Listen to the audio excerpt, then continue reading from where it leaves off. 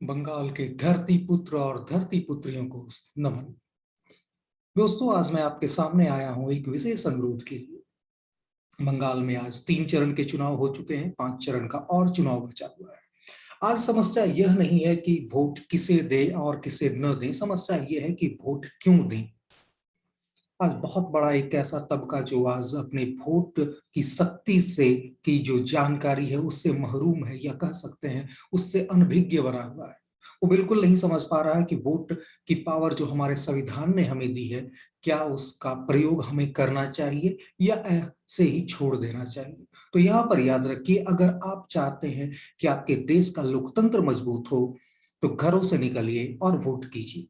बंगाल में एक बड़ी समस्या जो मैंने देखी है, सुनी है और समझी है, वह यह है कि लोग जिनका वोट होता है वह नहीं देते, बल्कि कोई और उनके वोट को दे देता है। तो यहां पर याद रखिएगा, सबसे पहले इस विचारधारा का विरोध कीजिए। आपका वोट आपका अधिकार है। अगर आप चाहते हैं लोकतंत्र में कुछ अच्छा हो, अगर आप चाहते हैं लोकतंत्र लोगों के लिए काम करे, तो सबसे पहले आप अपने मताधिकार, अपने वोटिंग राइट को पहचानिए। अगर आप अपने वोटिंग राइट के महत्व को नहीं समझ रहे तो निश्चित तौर पर यह एक लोकतंत्र के लिए खतरे की घंटी होगी। मान लीजिए आपका मत किसी और ने दे दिया है, तो क्या करेंगे? आप अपने बूथ पर जाइए और आप अपने आपत्ति दर्ज कराइए। प्रिजाइडिंग ऑफिसर जो उस बूथ पर होंगे उनसे कहिए कि हम अपने जो वोट हमारा किसी ने गलत तरीके से दे दिया है, हम उसे रद्द करवाना चाहते हैं, और प्रिजाइडिंग ऑफिसर आपको इसके लिए एक फॉर्म देगा। उस फॉर्म को भर के आप पुनः मतदान करें। तो यहां पर याद रखिए, आपका मत आपका अधिकार है। अगर आप अपने अधिकार को आज नहीं ले सकते तो निश्चित तौर पर आपको कभी भी अपने अधिकार नहीं मिलेंगे। मत देने का मूल अधिकार ही आपके पास अगर नहीं है, अगर इसे गांव के, मोहल्ले के, टोले के अगर गुंडे बदमाश अगर हथियार ले रहे हैं, तो निश्चित तौर पर अगला आप मान के चलिए कि आपके बंगाल में रहने के दिन पूरे हो गए। अब आपको कभी भी ये गुंडे मवाली आपको कह सकते हैं कि बंगाल छोड़कर अब आप यहां से निकल जाओ। वैसे भी आप लोगों का एक्सपीरियंस रहा है, कड़वी बात है, लेकिन फिर भी याद कीजिए बांग्लादेश से कैसे लोगों को आना पड़ा था और किस कारण से बांग्लादेश से लोगों को आना पड़ा था। आपको याद है ना, या याद दिलाने की जरूरत पड़ेगी आपको? तो वे लोग जो बांग्लादेश छोड़ छोड़ कर आए हैं, आज क्या वो वेस्ट बंगाल भी छोड़कर जाना चाहते हैं? कहां जाएंगे आप, यह भी सोच लीजिए। वेस्ट बंगाल आज छोड़ेंगे, फिर कहां जाएंगे? समस्या ये नहीं है कि एक जगह से छोड़कर आप बंगाल छोड़कर झारखंड आ जाए, झारखंड छोड़कर आप साउथ इंडिया चले जाएं, जहां पर शांति सुकून से जिंदगी बिताई जा सके। समस्या ये है, आज रोहिंग्याओं का देख लीजिए। अगर रोहिंग्याओं ने अपने मूल क्षेत्र में संघर्ष किया होता तो आज क्या वो दर बदर की ठोकरें खा रहे होते? जब वो म्यांमार से निर्वासित किए जा रहे थे तब उन्होंने क्यों नहीं संघर्ष किया? आज वो आज पूरे के पूरे विश्व में दर बदर की ठोकरें खाते फिर रहे हैं। लेकिन आज अगर हम लोग लोकतंत्र में अपने मताधिकार का प्रयोग नहीं करेंगे तो निश्चित तौर पर हम लोगों को भी कहीं ना कहीं समस्याएं होंगी, मुसीबतें झेलनी होंगी। तो याद रखिए, सबसे पहला काम है मताधिकार का प्रयोग करना और मतदान करना। 80% बंगाल में पोलिंग जरूर हो रही है, लेकिन उसमें से 20 से 25% फर्जी पोलिंग होती है, ये सबको पता है। तो ये फर्जी पोलिंग के विरुद्ध आइए अभियान छेड़े और खड़े हो जाइए तनकर। अब कुछ लोग बोलेंगे कि अरे मार दिया तो क्या आप गारंटी लेते हैं कि रोड के एक्सीडेंट में आज आप नहीं मारे जाएंगे? मार दिया तो ठीक है, मान लिया मैंने कि मार दिया, तो भाई डरना चाहिए। हम तो कॉमन मैन हैं, साधारण मनुष्य हैं। लेकिन क्या साधारण मनुष्य रोड पर एक्सीडेंट में, सड़कों पर नहीं मरता है?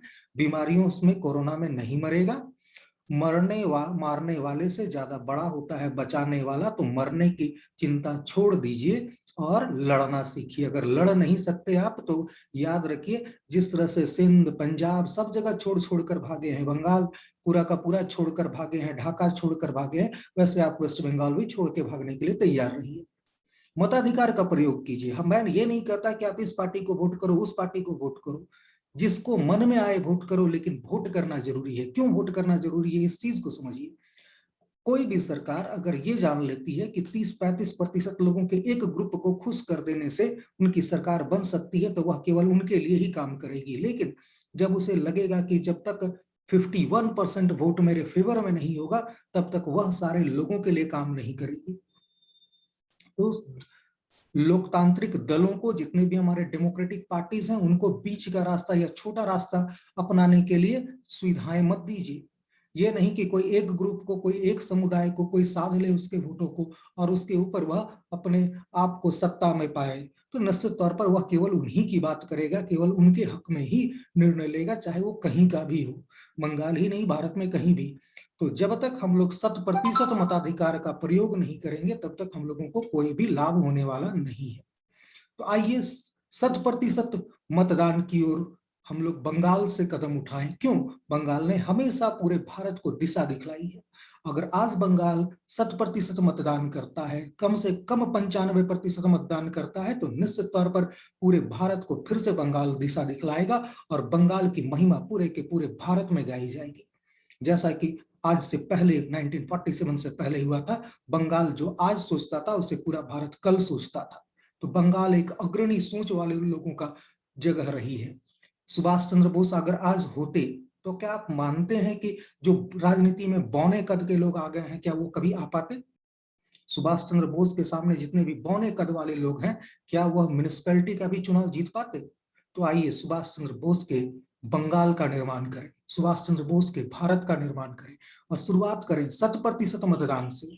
5 चरण अभी भी बचे हुए हैं। आइए मतदान करें और साथ में जितने भी बोगस वोट पड़े हैं उन सब का पुरजोर विरोध करें। आप एक कॉमन मैन है, याद रखिए, कॉमन मैन किसी का कोई चेहरा नहीं होता। आप भीड़ में से निकलेंगे, भीड़ में खो जाएंगे, कोई पहचानने वाला नहीं है। प्रिजाइडिंग ऑफिसर के पास आइए, कंप्लेन दर्ज कीजिए अगर आपका मतदान किसी और ने कर दिया है तो। और कब तक घर से डर डर के निकलेंगे और कब तक डर के जिएंगे? आप सुभाष चंद्र बोस की संतानें हैं। आप सुभाष चंद्र बोस जैसे अन्य विभिन्न जितने भी, अगर सूर्यसेन दा हो या फिर प्रफुल्ल चाकी हो, ये सारे के सारे वीर लोगों की आप संतानें हैं। आज आप डरेंगे तो कल आपको और डराया जाएगा। इसलिए डरिए मत, घर से निकलिए और पूर्ण मतदान कीजिए और भारत के लिए एक नया मिसाल पेश कीजिए कि वो इलाके जो आज मतदान कम कर रहे हैं उनको भी एक प्रेरणा मिले। क्योंकि जो भी शुरुआत होगी बंगाल से शुरुआत होगी, इस चीज को मान के चलिए। किसे मतदान करना है आपकी मर्जी, जिसे मन करे वोट करो, लेकिन वोट करो, यह सबसे पहली जरूरत है आपकी। तो आइए मतदान करें। धन्यवाद।